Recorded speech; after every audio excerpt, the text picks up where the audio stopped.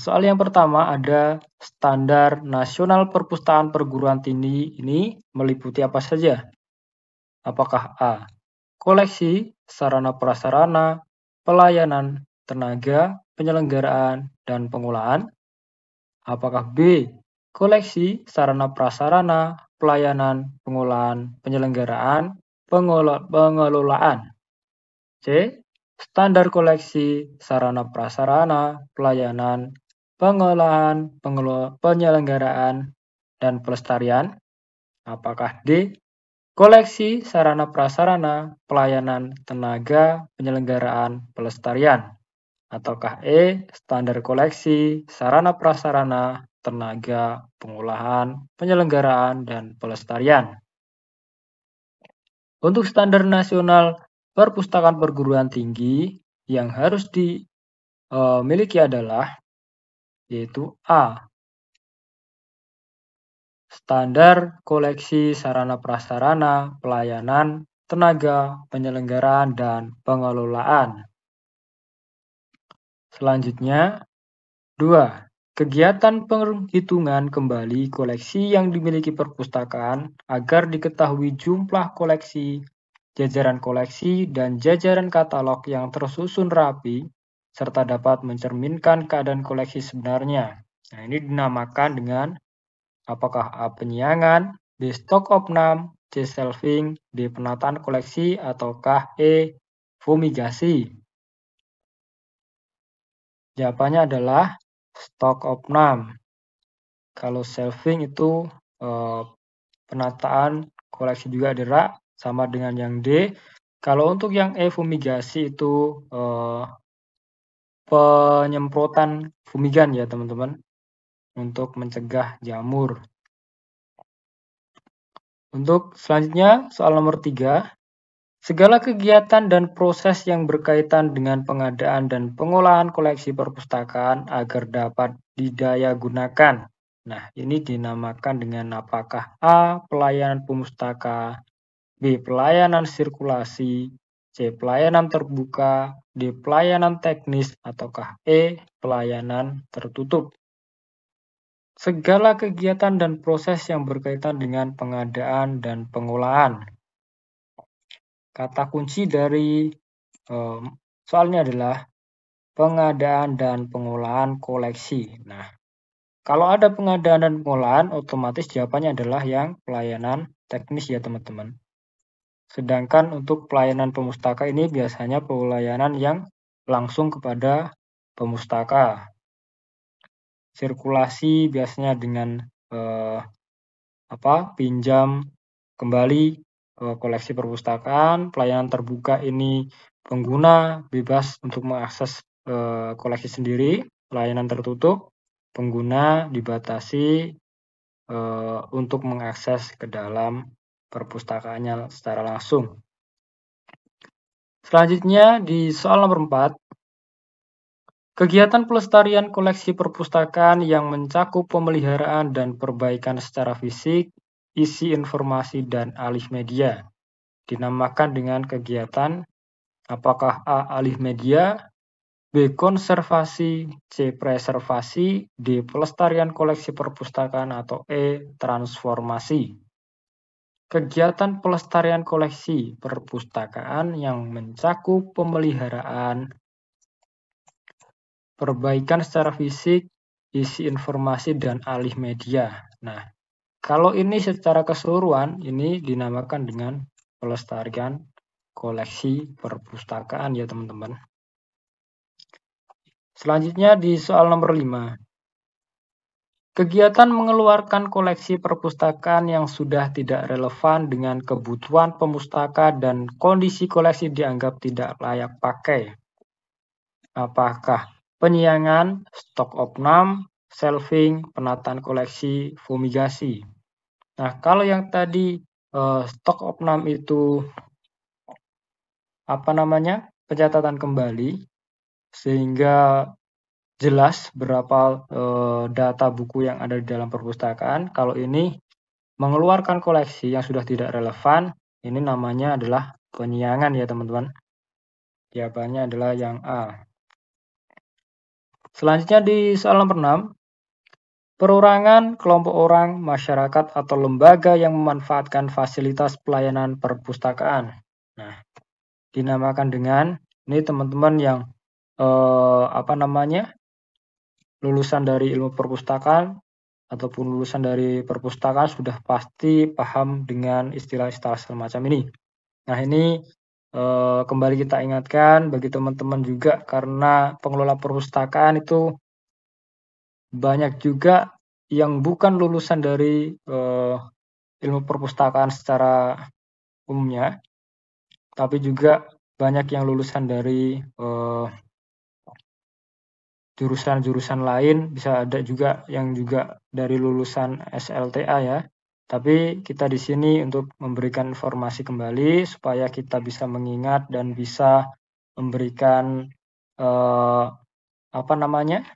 memberikan informasi kembali untuk teman-teman bisa mengingat-ingat dan bisa memperjelas apa yang kita lakukan di dalam dunia perpustakaan. Perorangan kelompok orang, masyarakat, atau lembaga yang memanfaatkan fasilitas pelayanan perpustakaan. Yang memanfaatkan fasilitas perpustakaan berarti pengguna perpustakaan, yaitu adalah pemustaka ya teman-teman.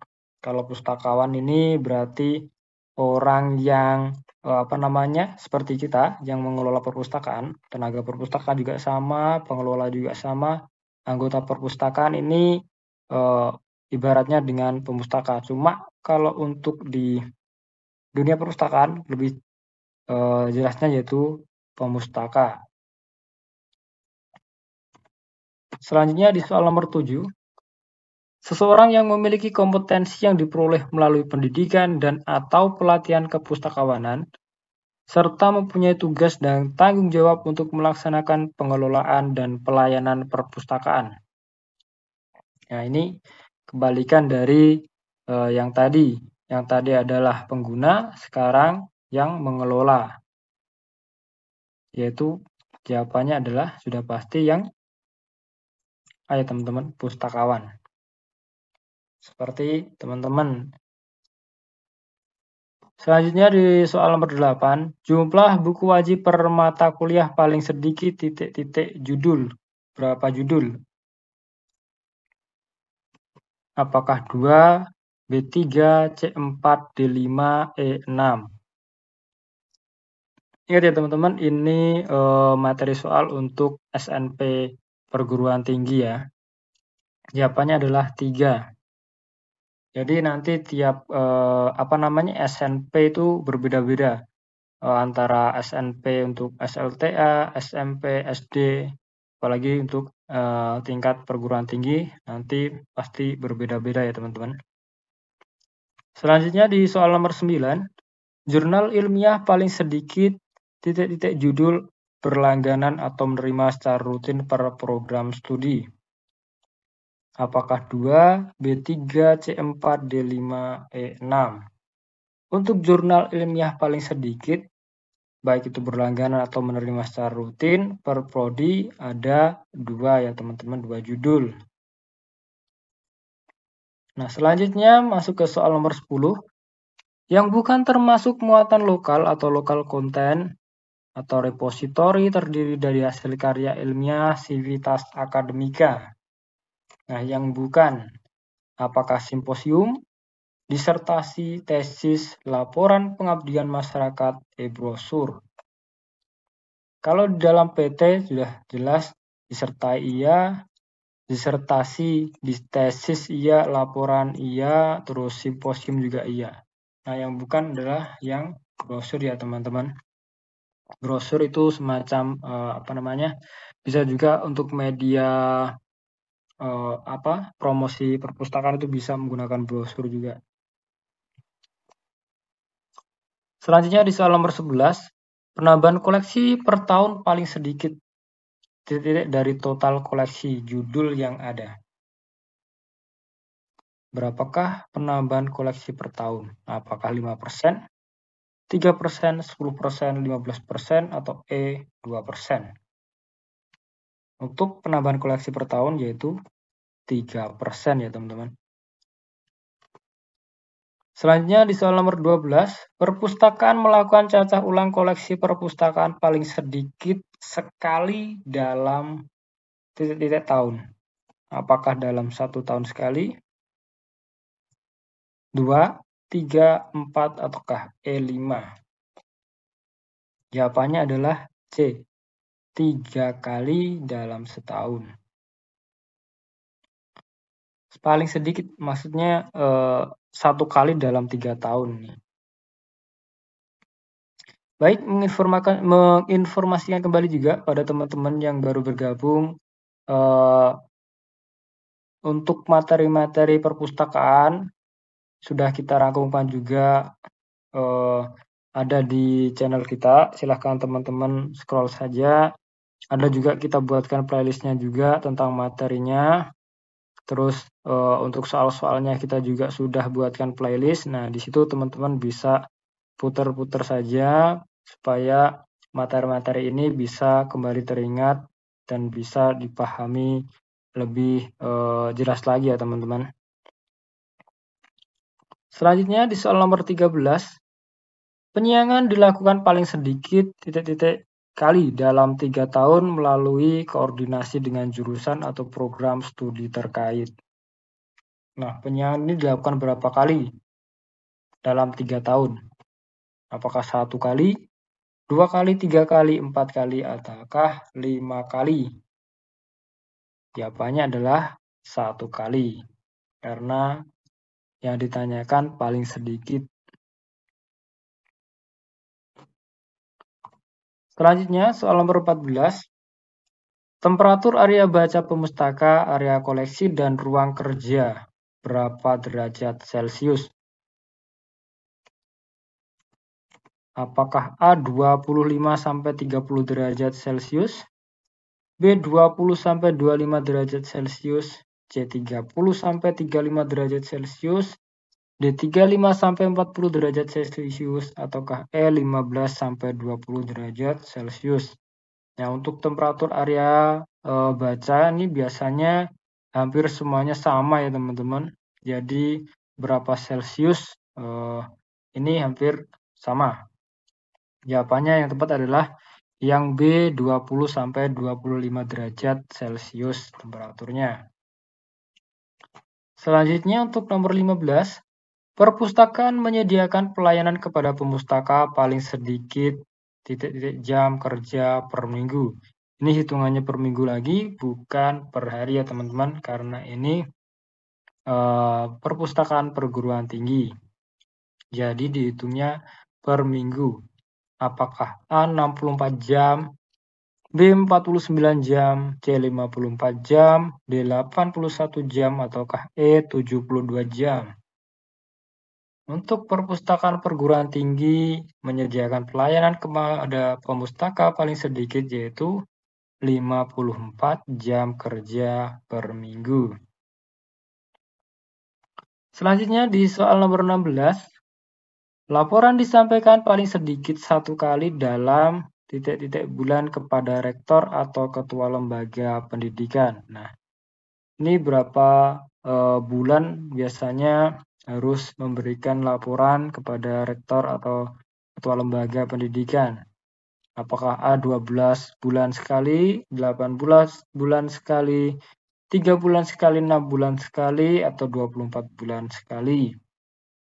Laporan disampaikan paling sedikit 1 kali dalam 6 bulan ya teman-teman. Selanjutnya di soal nomor 17, kualifikasi kepala perpustakaan perguruan tinggi adalah tenaga pendidikan paling rendah.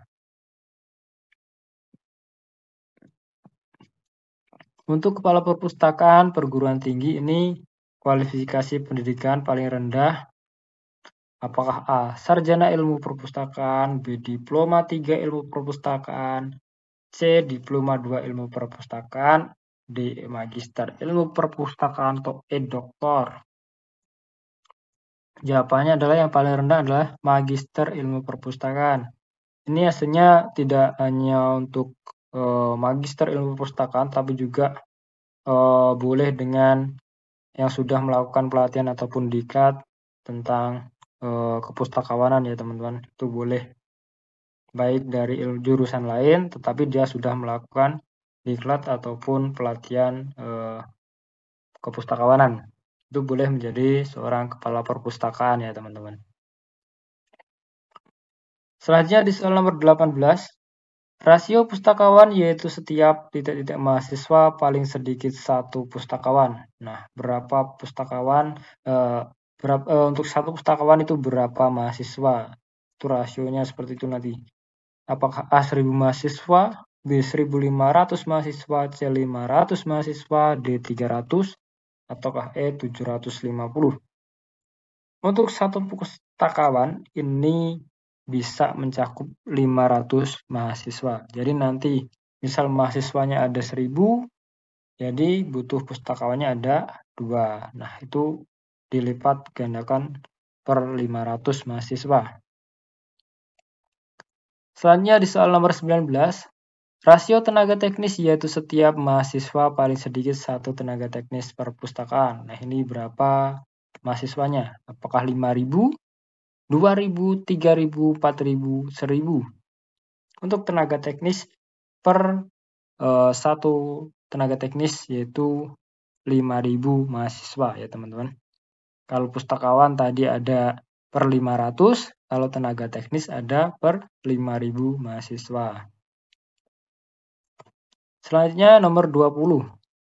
Menyediakan bahan perpustakaan dan akses informasi bagi pemustaka untuk kepentingan pendidikan, penelitian, dan pengabdian kepada masyarakat merupakan, ini termasuk ke dalam apakah fungsi, tugas, visi, misi, tujuan? Jawabannya adalah tujuan dari perpustakaan perguruan tinggi negeri, yaitu menyediakan bahan perpustakaan dan akses informasi bagi pemustaka untuk kepentingan pendidikan, penelitian, dan pengabdian kepada masyarakat. Selanjutnya di soal terakhir, perguruan tinggi mengalokasikan anggaran perpustakaan setiap tahun paling sedikit berapa persen dari total anggaran perguruan tinggi di luar pengembangan fisik dan gaji? Apakah 5%, 10%, 15%, 7%, 20%? Jawabannya adalah 5% ya teman-teman. Nah, untuk anggaran ini biasanya memang sering muncul baik di perpustakaan tingkat SLTA, SD, SMP, baik di perguruan tinggi. Nah, ini biasanya sering muncul untuk berapa persennya alokasi anggaran untuk perpustakaan ya teman-teman. Itulah soal-soal yang dapat kami rangkum ataupun dapat kami sajikan tentang SNP untuk perpustakaan perguruan tinggi negeri. Untuk SNP di SLTA sudah kita share sebelumnya, video sebelumnya, teman-teman bisa lihat di channel kami juga. Nah, jangan lupa juga untuk di-share kepada teman-teman yang mungkin belum bergabung ataupun belum menemukan channel ini. Ajak teman-teman yang lain supaya bisa mempersiapkan lebih dini untuk menyambut seleksi ASN di tahun 2022 ini. Semoga apa yang kita usahakan bisa memberikan motivasi dan bisa memberikan dukungan terhadap teman-teman supaya teman-teman lebih semangat dan apa yang dicita-citakan bisa terwujud, yaitu menjadi seorang ASN di tahun 2022 ini. Jangan lupa tombol subscribe-nya, loncengnya juga, sehingga setiap kita upload video, teman-teman bisa langsung tahu dan bisa langsung menyimak video kita yang terbaru ya teman-teman. Terima kasih. Semoga apa yang kita usahakan hari ini bisa membuahkan hasil yang baik di kemudian hari. Sampai jumpa di video selanjutnya. Assalamualaikum warahmatullahi wabarakatuh.